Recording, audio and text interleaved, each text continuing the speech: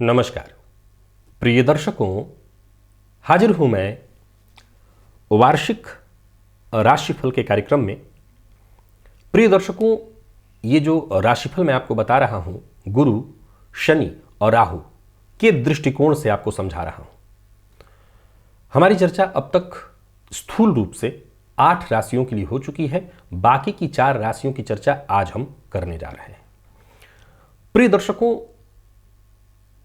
इन बातों को दोहराना बार बार इसलिए जरूरी होता है क्योंकि ये YouTube है और यहाँ पर जो दर्शक हैं वो हर दिन बदलते रहते हैं।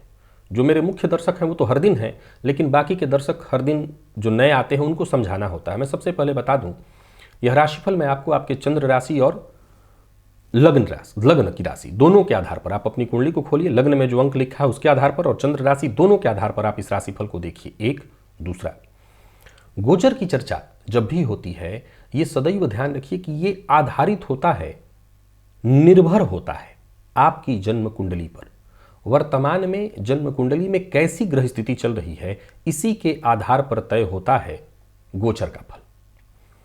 अब देखा जाए तो अगर जन्म कुंडली में ग्रह स्थिति बहुत अच्छी चल रही, दशा आपके लिए बहुत अच्छी चल रही है, तो फिर इस गोचर से आपको कोई विशेष नुकसान नहीं होने वाला है। लेकिन अगर आपकी जन्म कुंडली में ग्रह स्थिति बहुत अच्छी नहीं है, तब फिर कहीं ना कहीं इस गोचर से भी नुकसान हो सकता है। चलिए चर्चा प्रारंभ करते हैं और सबसे पहली चर्चा जो है वो आज धनु की है। धनु राशि के जातक अभी 7.5 से मतलब जब ये वर्ष प्रारंभ होगा 17 जनवरी 2023 को शनिदेव राशि परिवर्तन करेंगे और फिर आप 7.5 से बाहर निकल जाएंगे। 7.5 साल का समय आपने पूरा किया। अब देखा जाए तो देव गुरु बृहस्पति, मैं बता दूं कि बोर्ड नहीं है, बगल में आप इस चक्र के आधार पर ही इस राशिफल को समझने का प्रयत्न करिए। तो देव गुरु बृहस्पति इस समय मीन राशि में गोचर कर रहे हैं, जो कि आपकी राशि से चतुर्थ में है, हंस महापुरुष योग का निर्माण करके, जो कि बहुत अच्छा है। लेकिन जैसे ही शनिदेव राशि परिवर्तन करेंगे तो आपके लिए देव गुरु पाप मध्यत्व में आ जाएंगे। पाप कर्तरी योग में आने के चलते भाव और भावपति दोनों पीड़ित होंगे। फलतः गृह कलह की स्थिति, माता के स्वास्थ्य में परेशानी, मित्रों से धोखा, संभव है कि गृह त्यागने की नौबत तक आए, ऐसी परेशानी उत्पन्न होगी। अब जरा गौर करिए कि वैसे तो 7.5 से आप मुक्त ही हुए थे, आपके लिए समय अच्छा ही माना जाना चाहिए था, लेकिन कहीं ना कहीं ये ग्रहों की स्थिति है, ग्रहों का ये अपना प्रभाव है कि आपको भी मुक्ति मिल नहीं रही है। क्योंकि अगर आप इसके बाद भी देखें तो देव गुरु बृहस्पति राशि परिवर्तन करेंगे 22 अप्रैल तक, तो पहले पाप मध्यत्व रहेंगे, इसके बाद राशि परिवर्तन करके पंचम में जाएंगे। कहीं ना कहीं समय आपके लिए अभी 30 अक्टूबर 2023 तक का मैं मानसिक अशांति और परेशानी में ही देख रहा हूँ, कष्ट में ही देख रहा हूँ। विद्यार्थी हैं तो शिक्षा में परेशानी, नौकरी पेशा लोगों को भी कार्यक्षेत्र में छोटी मोटी परेशानी, व्यापारियों के लिए उतार चढ़ाव भरा रहने वाला है समय। मानसिक अशांति तो रहेगी। एक अच्छी सूचना है, क्या देव गुरु जब तक चतुर्थ में रहेंगे तब तक कार्यक्षेत्र में जो भी आपके जरूरी काम है वो बनेंगे। पंचम में जाने पर भी भाग्य का साथ और लाभ पर उनकी दृष्टि पड़ने से लाभ, ये सब मिलता रहेगा। अतः धनु राशि के जातक एक अच्छी खुशखबरी ये लेकर के चलें कि जहां ये गुरु पीड़ित होने के चलते इनसे संबंधित कारकत्वों में कमी आएगी। गुरु से संबंधित कारकत्व संतान है, विवाह है, शिक्षा है, ये बाधित होगी, पर इसके बावजूद लाभ इत्यादि में कोई कमी, क्योंकि जहां जहां गुरु की दृष्टि पड़ रही है उसमें प्रभाव आपको मिलेगा। चाहे वो गुरु 22 अप्रैल के बाद राशि परिवर्तन भी कर जाते हैं तब भी। तो धन धान्य के दृष्टिकोण से मैं धनु के लिए ठीक कहूंगा वर्ष को। लेकिन धन भी कब अच्छा लगता है? जब आप भीतर से संतुष्ट हो, जब आप घर परिवार से संतुष्ट हो, जब आपके घर में कलह चल रही हो, परेशानी चल रही हो, आपके घर में किसी आपके अपने का माता का स्वास्थ्य खराब चल रहा हो, तो क्या ये धन बहुत खुश रख सकेगा आपको? क्या इस धन से ही आपकी सारी समस्या दूर होगी? जवाब है ना।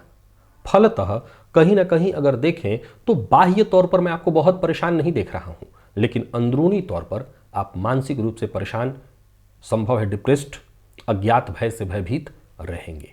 उपाय करिए, अपने देव गुरु को बलि करिए, केसर का तिलक लगाइए और जो भी देव आपके इष्ट देवता का मंदिर हो, जैसे हनुमान जी का या किसी भी देवता, शिव जी का, देवी का, जिसमें आपकी श्रद्धा हो, आप देवता के मंदिर में जाइए, उनका दर्शन करिए, गुरुवार का व्रत करिए, तो जरूर इस गोचर से भी आपको राहत तो मिल जाएगी। या मैं यूं कह सकता हूं कि यह गोचर कहीं ना कहीं शांति के साथ निकल जाएगा, आप किसी परेशानी में नहीं फंसेंगे। तो ये बात मेरी मान लीजिए, तो आपको जरूर राहत मिलेगी।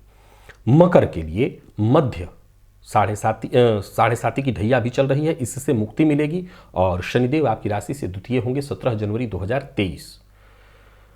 कुल मिलाकर के देखा जाए तो यह गोचर या ये पूरा वर्ष अगर वार्षिक दृष्टिकोण से हम देखें तो यह वर्ष मैं आपको कुछ हद तक अच्छा कहूँगा, कुछ छोटी मोटी परेशानियां हैं। धन के दृष्टिकोण से ठीक होगा, धन धान्य में वृद्धि, वाणी पर नियंत्रण बहुत आवश्यक होगा, रखना होगा। कलह उत्पन्न कर सकते हैं आप वाणी से। और बाकी के मामलों में अगर देखा जाए तो पराक्रम में आपकी वृद्धि, पराक्रम आप करेंगे, पुरुषार्थ करेंगे, पुरुषार्थ के चलते ही आपका काम विद्यार्थी वर्ग के लिए भी ठीक ठाक माना जाएगा। पाप मध्यत्व में होने के चलते थोड़ी दिक्कत आएगी, जैसे कहीं एडमिशन लेना है तो सारी तैयारी हो लेकिन अंत तो गत्वा बात बिगड़ सकती है, छोटी मोटी दिक्कतें आएंगी, परेशानियां आएंगी, लेकिन रिजल्ट अंत में आपके पक्ष में ही आएगा। तो संघर्ष के बाद रिजल्ट दिख रहा है। एक दूसरा, स्वास्थ्य का ख्याल आपको अपने रखना होगा, खान पान पर विशेष नियंत्रण रखना होगा, मद्यपान मांसाहार इनसे दूरी बना करके रखिएगा। व्यापारी वर्ग के लिए वर्ष 2023 को मैं ठीक ठाक कहूँगा। धनागमन होगा, धन संचयन होगा, धन लाभ होगा, व्ययाधिक्य भी होगा, तो उससे कोई बहुत परेशानी नहीं है। अब साढ़े साती की आखिरी ढैया होने के चलते मानसिक अशांति तो कहीं ना कहीं रहेगी ही रहेगी।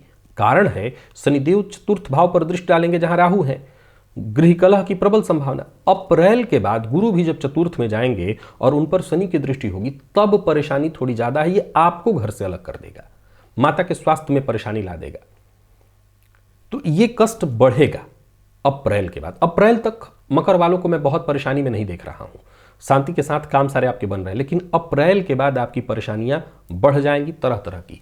लेकिन मैं फिर से वही कहूंगा, अगर आप मल्टीनेशनल कंपनी में जॉब कर रहे हैं और आपकी इच्छा कि नहीं मैं विदेश चला जाऊं और आप अपने मन के अनुकूल विदेश चले जाते हैं तो ये कहां से खराब है, तो वहां पर तो आपके लिए अच्छा ही माना जाएगा। तो ठीक है, कुछ परेशानियां तो रहेंगी, लेकिन इन्हीं परेशानियों के साथ साथ आप इस समय को काट के और आगे बढ़िए। हनुमान जी की आराधना करते रहिएगा, जितना अधिक से अधिक हो सके हनुमान जी के मंदिर में जाना, दर्शन करना, सुंदरकांड का पाठ, हनुमान चालीसा का पाठ, ये सब कुछ आपको करते रहना होगा। और ये करते रहेंगे तो ही आप इस समय से शांति से निकल सकेंगे, नहीं तो फिर कष्ट होगा। बल्कि हो सके तो नाव के लोहे का छल्ला आपने अगर पूर्व से धारण कर रखा है तो या काले घोड़े की नाल मिल रही है आपको तो पहनिए।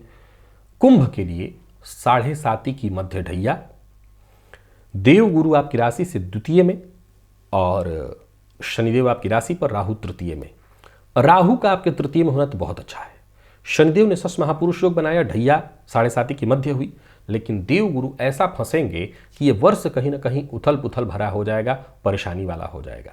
यानी चिंता, परेशानी, धन की चिंता सबसे ज्यादा आपको सताएगी, कार्य का वक्त पर न होना परेशानी, दाम्पत्य जीवन में परेशानी, संतान पक्ष से चिंता, संतान को लेकर के चिंता, बड़े भाई बहनों के साथ विवाद होना, परिश्रम और पुरुषार्थ के बाद भी वो ऊंचाई, वो सफलता आपको नहीं मिल पाएगी आप संभवतः जिसके अधिकारी थे या हैं, तो ये चिंता तो आपको रहने वाली है।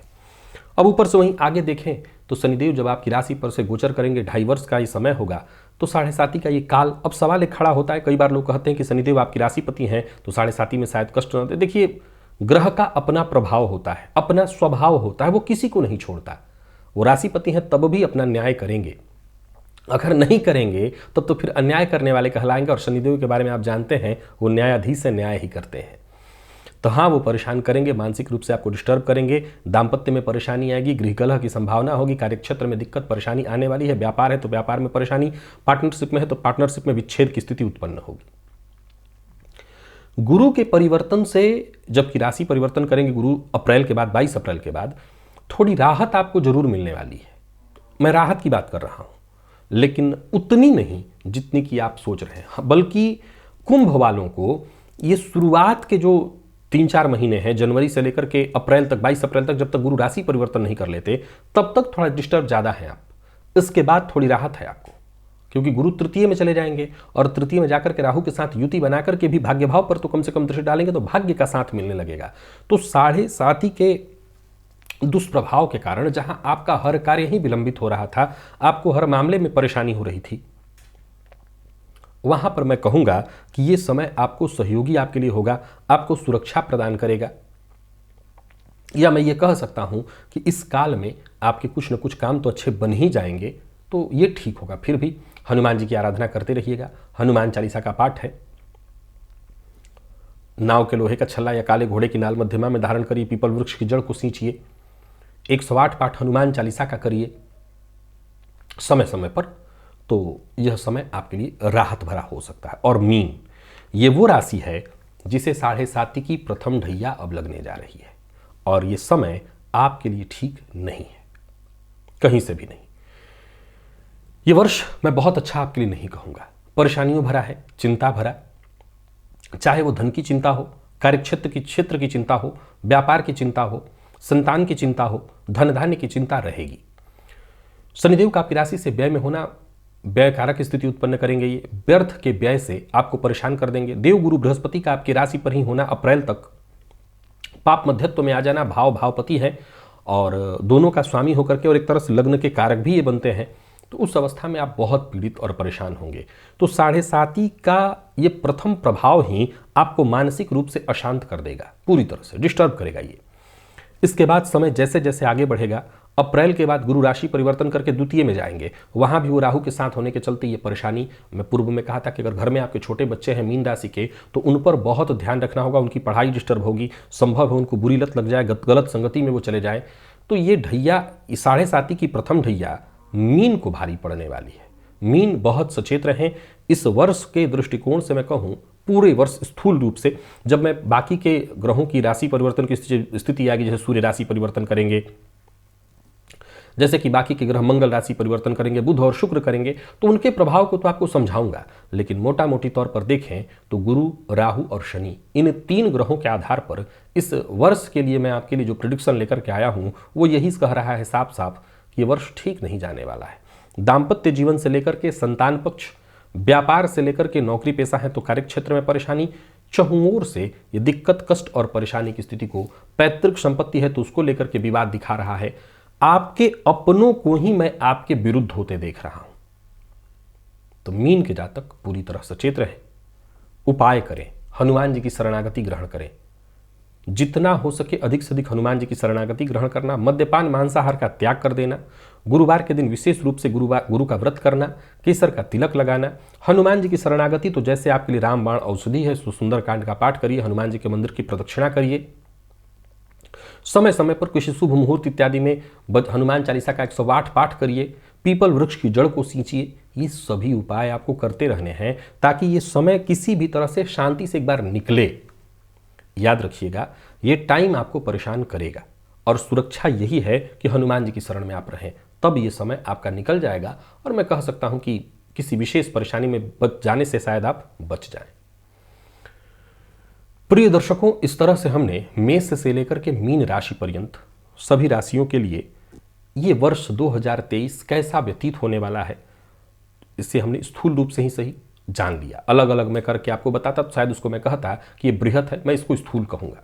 हालांकि मैंने मूलतः वो सारी बातें आपको बता दी हैं जो वर्ष भर मुझे दिख रहा है। फिर भी अब जो प्रतिदिन का राशिफल है वो तो आप समझते ही हैं, गोचर जब भी बदलता है वो आप देखते ही हैं, उसके आधार पर भी आप अपने वर्ष को तय करते चलिएगा, अपने जीवन को सुरक्षित करते चलिएगा। देखिए, मेरी सबसे यही प्रार्थना है कि गोचर चाहे जैसा भी मैंने बताया हो, मैं भी इसमें से किसी राशि का हूं और मुझे भी पता है कि शायद बहुत अच्छा ना हो, लेकिन मुझे एक ही बात का विश्वास है, ग्रहों से ऊपर भी परमात्मा है। अगर हम परमात्मा की शरणागति में बने रहें तो इस समय कट जाएगा। भगवान की शरण में रहिए, उनकी शरण में रहेंगे, इस समय से न तो डरने की आवश्यकता है, न किसी तरह की चिंता की कोई आवश्यकता है। और आज के लिए मुझे बस इजाजत दीजिए, बाकी जब जैसी जरूरत पड़ेगी आपकी सुरक्षा है तो मैं समय समय पर आपको बताता रहता हूं, बताऊंगा। पुनः मुलाकात होगी, तब तक के लिए नमस्कार।